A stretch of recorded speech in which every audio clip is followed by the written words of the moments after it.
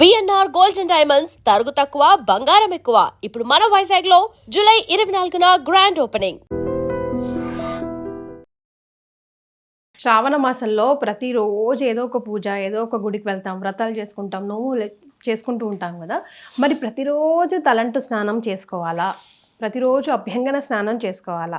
అసలు ఈ తలంటు స్నానానికి అభ్యంగన స్నానానికి ఉన్న డిఫరెన్స్ ఏంటి? తలంటి స్నానం అంటే అభ్యంగన స్నానం, తల స్నానం అంటే ఒట్టిగా నీళ్లు పోసుకోవడం. అభ్యంగనము లేక తలంటి స్నానం అంటే తల అంటు స్నానం, అంటే నెత్తికి ముందు నూనె అంటుకుని ఆ తర్వాత ఆ నూనె వదిలేటట్టుగా దానికి పూర్వం కుంకుడుకాయలు వాడేవాళ్ళు, ఇప్పుడేమో షాంపూలు వాడుతున్నారు. ఏదో ఒకటి వాడి దాన్ని తుడిచేటటువంటిది ఇది అభ్యంగన స్నానం ఇక తలంటి స్నానం. ఈ తలంటి స్నానమే ఎక్కువగా చెయ్యాలి. కానీ రోజు తలంటి స్నానం చెయ్యాలా? మరి ఎక్కడ కుదురుతుంది? రోజు అక్కర్లేదు. వరలక్ష్మి వ్రతం చేసుకుంటే శుక్రవారం అన్నాడు, లేదా మంగళవారం వ్రతం చేసేవాళ్ళు మంగళవారం అన్నాడు. తలంటి స్నానం మాత్రమే చేసుకోవాలి. మిగిలిన రోజుల్లో ఆడవాళ్ళు తల స్నానం చేయాల్సిన పని లేదు. అసలు ఆడవాళ్ళు ముత్తైదువులైన వాళ్ళు భర్త జీవించి ఉండగా ప్రతిరోజు తల మీద నీళ్లు పోసుకోకూడదు. పోసుకోవాలి అంటే నూనె పెట్టుకుని రుద్దుకుని పోసుకోండి. మీకు రోజు కావాలంటే కూడా రోజు కొంచెం నూనె పెట్టుకోండి. ఎక్కువ కాకపోతే కనీసం వేలు ఇట్లా తీసుకుని కొబ్బరి నూనెలో ముంచి ఇలా మాడు పట్టణంలో పెట్టుకుని అమ్మ గడుపు చల్లగా అత్త గడుపు చల్లగా అని ఎవరికి వాళ్ళే అనుకుని రుద్దుకొని స్నానం చేయండి. ఏం లాజిక్ ఉందమ్మా దీని వెనకాల? దీని వెనకాల ఏముందంటే తల స్నానం చేసే సందర్భాలు కొన్ని ఉన్నాయి. అశుభానికి చేస్తాం తల స్నానం, శుభానికి తలంటి స్నానం చేస్తాం. నువ్వు పూజ చేసుకోవడం శుభమా అశుభమా? శుభమే. మరి శుభమైనప్పుడు తలంటి స్నానమే చేయాలి కదా.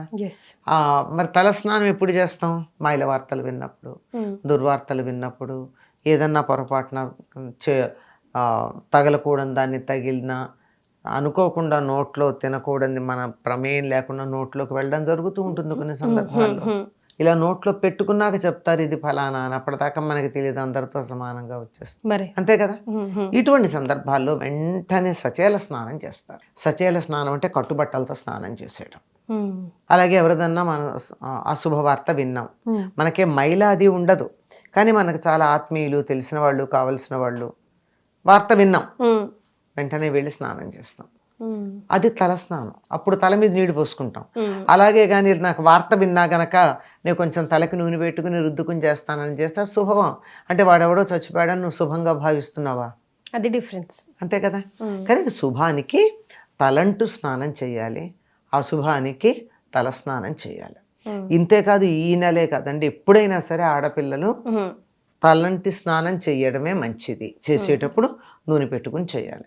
ఏదన్నా వ్రతం ఉంది ఈ రోజుల్లో, చాలా మందికి మేము శనివారం మొక్కుకున్నామండి వెంకటేశ్వర స్వామికి, ఈ రోజు మేము తల స్నానం చేయాల్సిందే అంటే వీలైతే తలంటే పోసుకోండి, లేదు ముందు గనక పోసుకోండి ఆ రోజు తల స్నానం చేయండి. అలాంటి నియమం ఉన్న రోజు తప్ప మిగిలిన రోజుల్లో ప్రత్యేకంగా తల మీద ఒట్టినే నీళ్లు పోసుకోకూడదు. నూనె రాచుకుని రుద్దుకుని పోసుకోవాలి. మగవాళ్ళకమ్మా? మగవాళ్ళకైతే లెక్క ప్రకారం వాళ్ళు రోజు తలస్నానం చేయాలి. తలస్నానం చేయాలా? చెయ్యాలి. ఓకే, వాళ్ళకి కూడా ఓన్లీ ప్రత్యేకమైన రోజులే తలంటు స్నానం. ప్రతిరోజు తలస్నానం చేయాలి, ప్రత్యేకమైన రోజుల్లో తలంటి స్నానం చేయాలి. కానీ వాళ్ళు నిత్యం తలస్నానం చేయటం, జుట్టు కుంభల కుంభలుగా ఊడిపోతుంది, ఇంకా రోజు చేస్తే ఉన్నది కూడా ఊడిపోయి క్లీన్ బోల్డ్ అయిపోద్ది అని భయం అమ్మా. ఆడవాళ్ళకైనా ఇప్పుడు అదే ప్రాబ్లం. ఈజీగా అసలు పోషకాలు ఏవి తిండిలో ఆహారం సరిగ్గా తీసుకోవటం లేదు, దాన్ని మెయింటెనెన్స్ కూడా సరిగ్గా చేస్తున్నా. నూనె రాస్తున్నామా? రాయట్లేదు కదా. పోషకం కదా దానికి, నూనె రాయట్లేదు కదా. జుట్టు పెరిగే మందు ఆహారం తింటున్నామా? ఆకుకూరలు తినండి, తోటకూర లాంటివి కనుక తినడితే కావాల్సినంత ఐరన్, గోంగూర, వీటిల్లో అది బాగా ఉంటే ఇంక వేరేవి కూడా కావాలి, అది ప్రధానం అని చెప్పాను అంతే. ఉదాహరణకి ఇవన్నీ ఉన్నటువంటి ఆహారం తీసుకుంటే సరిపోతుంది కదా. మరే మనం తీసుకో. సందర్భం వచ్చింది కాబట్టి ఎలా అయినా తల స్నానం, తలంటు స్నానం గురించి మాట్లాడుతున్నాం కాబట్టి అమ్మా, ఆడవాళ్ళకి పీరియడ్స్ వచ్చినప్పుడు తల స్నానం చేయాలా, తలంటు స్నానం చేయాలా? పీరియడ్స్ రాగానే తల స్నానం చేస్తారు చాలా మంది, చాలా తప్పమ్మా. చేయకూడదు, అసలు ఆరోగ్యానికి హానికరం. ఎందుకు ఆడవాళ్ళని దూరంగా ఉంచుతారా 3 రోజులు? ఒకటి, ఆ టాక్సిన్స్ వస్తాయి, అందరికీ హాని చేస్తాయన్న కారణం అటుంచి, ఎవరికైతే పీరియడ్స్ వచ్చాయో ఆవిడ బలహీనంగా ఉంటుంది కదా అప్పుడు. అవును. అట్లాంటప్పుడు బలహీనంగా ఉన్నప్పుడు తలస్నానం చేయడం ఏంటి? ఉమ్. ఆరోగ్యం దెబ్బతిందు. దెబ్బ తింటది, కానీ ఎందుకో మరి అట్లా ఫిక్స్ అయిపోయారు అందరూ.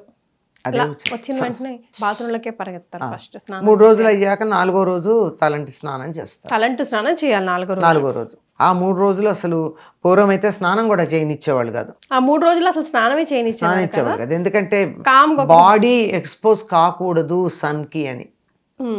అట్లా ఇప్పటి రోజుల్లో ఏమో చిన్న చిన్న అనారోగ్యాలు చేసినా సర్దుకుంటాం కానీ బయటికి రాకుండా ఉండలేము, స్నానం చేయకుండా ఉండలేము అని చెప్పి దీనికి అనుమతి అంతే. అసలు ఇదివరకు రోజుల్లో ఎలా చేసేవారమ్మా? అమ్మా తలంట్ అంటే ఎవరికి వాళ్ళు తలంటుకునేవాళ్ళు కాదు, ఇంట్లో పెద్దవాళ్ళు తలంటేవాళ్ళు. అంటేటప్పుడు అమ్మ కడుపు చల్లగా, అత్త కడుపు చల్లగా, నీ కడుపు చల్లగా. అంటే అమ్మ కడుపు అంటే ఈవిడ చల్లగా ఉండాలి, అత్త కడుపు చల్లగా, భర్త చల్లగా ఉండాలి, నీ కడుపు చల్లగా అంటే నువ్వు కన్నా సంతానం చల్లగా ఉండాలి అని చెప్తూ ఏదో పెళ్లి కూతురు ఇంకేమన్నా భోగభాగ్యాలు ఇంకా వాళ్ళన్నీ అందులోనే కలిపేసి తలంటుతూ స్నానం చేయించాం మామూలుగా ప్రతి వారం. అదే పండగలకు అనుకోమ్మా, పండగలకు అప్పుడు బొట్టు పెట్టి మంగళహారతి ఇచ్చి తలంటేవారు. అబ్బా, అంత ప్రత్యేకం అంతుంది. దీపావళికి ఇప్పటికీ అదే పద్ధతి. ఈ సంక్రాంతి పుట్టినరోజుకి దీపావళికి ఈ రోజు కూడా చాలా మంది కుటుంబాల్లో పిల్లలకి బొట్టు పెట్టి హారతి ఇచ్చి తలంటి చేస్తారు. మనం ఎక్కడ మిగిల్చుకున్నాం? పెళ్లి కూతుర్ని చేసే సందర్భంలో మాత్రమే ఈ పద్ధతిని పాటిస్తున్నాం, మిగిలిన చోట్ల చేయటం లేదు. కానీ ఒకప్పుడు ప్రతిరోజు ప్రతి వారం కూడా తలంటి పోసుకునేటప్పుడు ఆడపిల్లలకి ఈ రకంగానే చేసేవారు. మగపిల్లలకి రోజు తలస్నానమే ఉంటుంది కనుక పండగలకి వాళ్ళకి చేసేవాళ్ళు. పండగలప్పుడు వాళ్ళకు కూడా తలంటి బొట్టు పెట్టి తలంటి హారతి ఇచ్చి స్నానానికి పంపేవారు. అమ్మ, స్నానం ఆచరించేటప్పుడు ఇన్ జనరల్ గా అందరూ పాటించవలసిన నియమాలు ఏమైనా ఉన్నాయా? స్నానం చేసే బకెట్ ఉంటుంది కదమ్మా, బిందో ఏదో ఒకటి, దాంట్లో చెయ్యి 3 సార్లు ఇలా తిప్పి గంగే గంగే గంగే అంటే అందులో గంగ వచ్చి కూర్చుంటుంది, అంటే గంగా స్నాన ఫలితం ఉంటుంది. అదొకటి. అలాగే వీలైనంత వరకు వివస్త్రలుగా స్నానం చేయకూడదు, అందులో తలంటి స్నానం అసలు చేయకూడదు. తప్పనిసరిగా ఒంటి మీద బట్ట ఉండాలి. నదీ స్నానాలకు అవి వెళ్ళినట్టయితే అసలు చెప్పడానికి వీల్లేదు, అంత కంపల్సరీ. ఇళ్లల్లో కూడా ఏదో ఒక చిన్న, మీరు పాతకాల వాళ్ళని చూస్తే స్నానం చేయడానికి ప్రత్యేకంగా వస్త్రం ఉండేది ఆడవాళ్ళకు కూడా. ఒక చిన్న పాత బట్ట పెట్టుకుని అది ఒంటి మీద చుట్టుకుని స్నానం చేసేవారు. అంటే వివస్త్రలుగా స్నానం చేయకూడదు అని ఇదో నియమాలు. ఆడవాళ్ళు తప్పనిసరిగా ఒంటికి పసుపు రాచుకుని స్నానం చేయాలని ఇవన్నీ నియమాలు మనకు ఉండేవి. అసలు ఇలాంటివి ఒకటి ఉంటాయని కానీ, స్నానానికి కొద్ది పద్ధతులు ఉంటాయని కానీ కూడా ఉన్న విషయాల మాట నుంచి పద్ధతులు ఉంటాయన్న సంగతి కూడా తెలియదు అనమాట.